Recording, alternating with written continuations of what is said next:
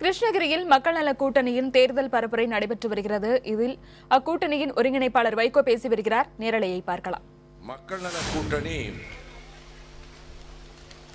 ஆட்சிக்கு வர வேண்டும் என்பதற்கான விளக்கங்களை எல்லாம் நம்முடைய தலைவர்கள் விரிவாக சொல்லியிருக்கிறார்கள். மக்கள் நல கூட்டணி ஆட்சிக்கு வரும், கொடுத்த வாக்குறுதிகளை நிறைவேற்றும். நான் முடிச்சிடுறேன், டைம் ஆயிடுச்சு.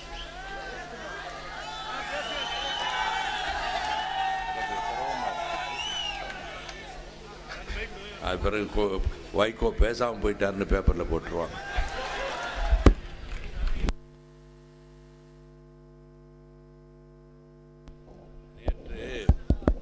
திருவள்ளூரில் ஒலிபெருக்கி திடீரென்று வேலை செய்யவில்லை. நான் ஒலிபெருக்கி இல்லாமல் 5 நிமிடம் பேசிவிட்டு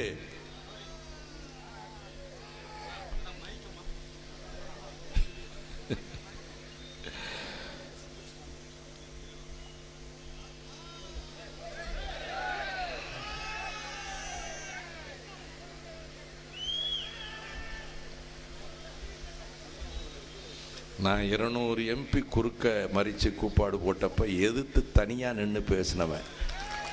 ஆனால் இங்கே எல்லோரும் தோழர்கள். இந்த தம்பியை கொஞ்சம் வெளியே கொண்டு போங்க. அந்த ஒருத்த மட்டும் சத்தம் போடுறான் பாருங்க அவனை. இந்த கூட்டணி நாட்டு மக்களினுடைய எதிர்பார்ப்புகளை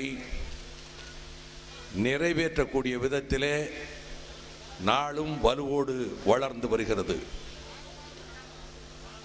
விடுதலை சிறுத்தைகள் ஆரவாரம் செய்வதை நான் ஆதரித்து வரவேற்று வருகிறவன். காரணம்,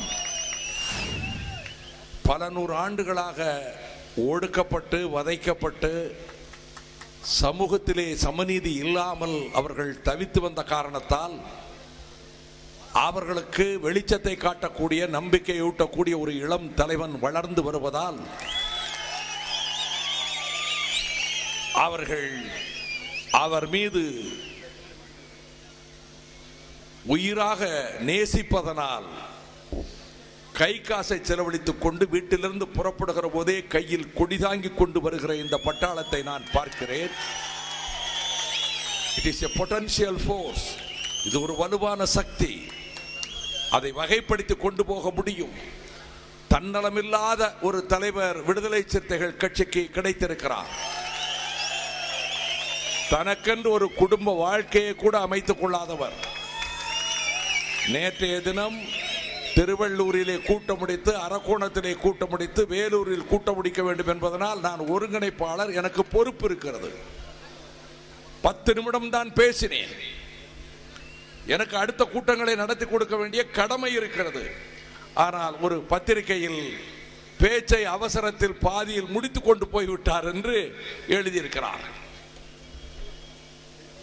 நான் இந்த பகுதியிலே இருக்கக்கூடிய தோழர்களுக்கு தெரிவிக்க விரும்புகின்றேன்.